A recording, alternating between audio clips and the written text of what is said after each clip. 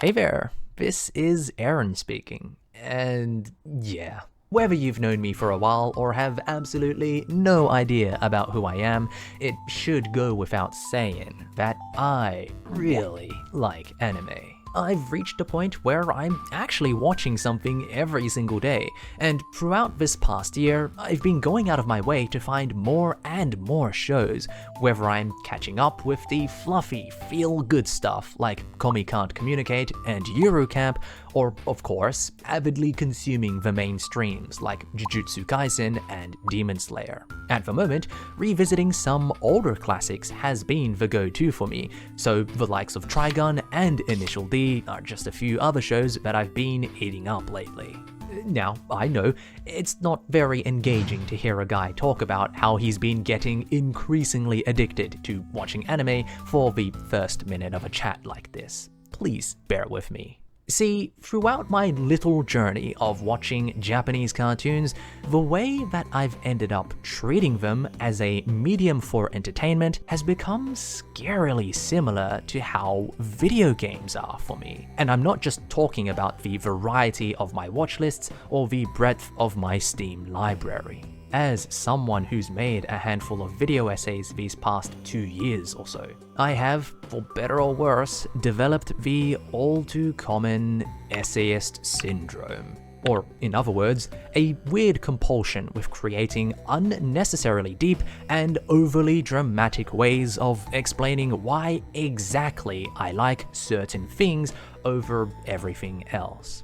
During the first stage of this mental illness, managing the symptoms was a bit difficult, but it remained doable. I only really treated video games with this sort of scrutiny, but even then, it was kinda annoying to deal with when my previous introspections for the things that I liked in some games ended up actively affecting the way I thought about new titles, especially when the only similarities between two games were superficially related, such as the ricochet mechanic in two of my favorite first-person shooters. As for now, well, it seems I've moved on to stage 2, so of course, it didn't take long for anime to fall victim to my incessant desire for retrospection as well.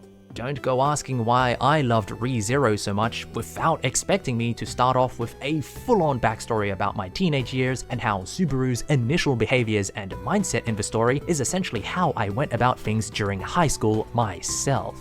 Alternatively, I am occasionally able to catch a break, as it's not exactly hard to get across the fact that sometimes neuron activation is the main fun when watching big bouncy boing boing ladies beating each other up in boldly bombastic battles. Although, much to High School DxD's credit, I really did stick with this anime for the surprisingly intriguing storyline and especially for the legitimately likable main character that is Issei. Because although he's a perv whose thought processes typically consist of 8s, 0s, and 5s, he's still a hilarious dude that, of course, will also fight hard for the people he wants to protect. And best of all, Issei's the type of guy who can kaioken times 100 at the mere prospect of anyone trying to halve the bust size of any girl he holds dear, automatically making him the most objectively based protagonist in anime history. Do you see what I mean now? Yes, as crazy as it might sound to you, I watched High School DxD for reasons other than the honkers, okay? Before you start thinking any less of me than you currently do, let's just move on with today's chat, because I'm not here to waste your lunch break. I really need to channel this obsession of mine into something a little bit more productive, so it's about time I finally talked to you about Gurren Lagann. Because I've definitely got something very different and very meaningful to add to this show's discussion. Or, well, so I initially thought. Whether you've only seen a couple out-of-context clips or have binged through more video essays than you can count, you probably know the general consensus that everyone has with this series. I mean, it's a cult classic that's been around for almost as long as I am old, and even before I started watching the show, I was already somewhat familiar with its absolutely jaw-dropping animation, the lovably relatable characters, the wonderfully timeless OST, and, of course, the everlasting phrase. Not gonna lie, once I'd eventually finished the series in its entirety, one part of me wished that I'd seen the show sooner than later, so I could have joined the whole discussion while it was still hot.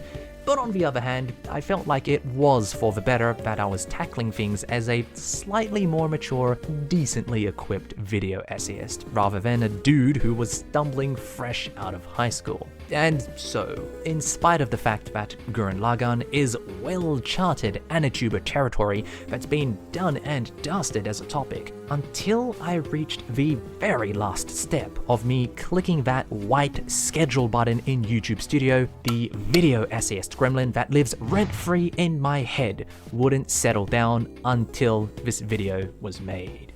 Well, easier said than done. To put things bluntly, I just couldn't find it in me to simply place this anime on a pedestal so high above all the other significant shows I've seen so far for any single tangible reason alone.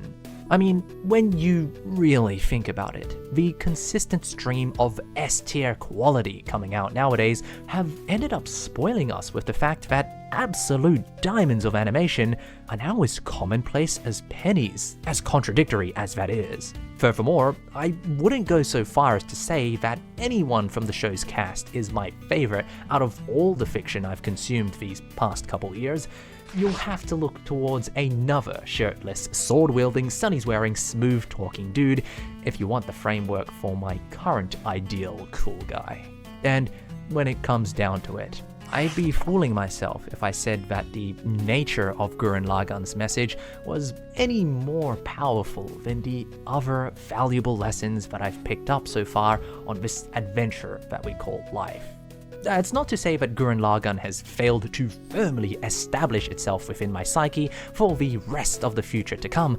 I mean, look, this lad right here made a beautiful 1 hour long video about practically everything there is to understand about Gurren Lagann, and more importantly, how this show can be seen as something of an abstraction for his, and by extension, my own personal struggle in this world. It's been 2 months since I first started writing this script, but within the hour that I finished this anime, I was dead set on talking about it with you, one way or another.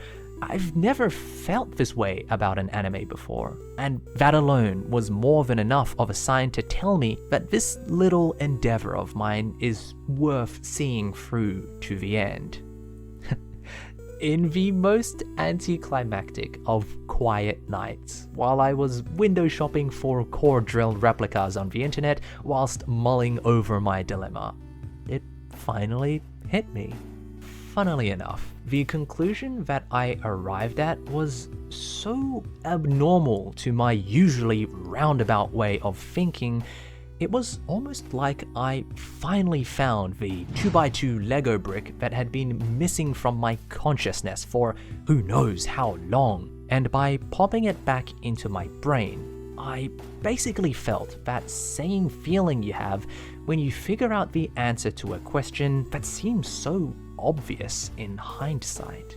Out of all the countless other shows, games, books, and movies that I've enjoyed during these 22 years of my life, Gurren Lagann separates itself from the rest because it just connected with me the most.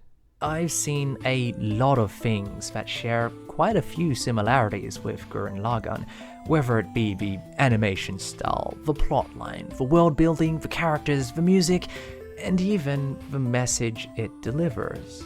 Yet, to put it simply, this series is the best example of an experience that is so much greater than the sum of its parts, because every single ingredient that this show contains has been packaged and sent to me in such a manner that it feels as if this anime was made specifically for me in every way possible, as impossible as that might sound. I genuinely feel that I'll never find another work of fiction, let alone an anime, that'll resonate with me on the same level of impact that Gurren Lagann has. You know, by this point in the talk, I'd have already come up with some sort of interesting comparison or convoluted metaphor in typical video essayist fashion to explain myself and make your precious minutes of time a bit more worthwhile. However, just for today, I'll end things here. Honestly speaking, it's refreshing to have finally found something that lets me wholeheartedly tell you, I love this thing because it's perfect to a person like me. I never realized I could enjoy an anime this way, so I hope you can find your very own piece of media to love just like this. Or perhaps you've already found exactly that, and this entire chat has just been me going through something you figured out long ago. Either way, thank you for keeping me company, and until I catch you next, please take care.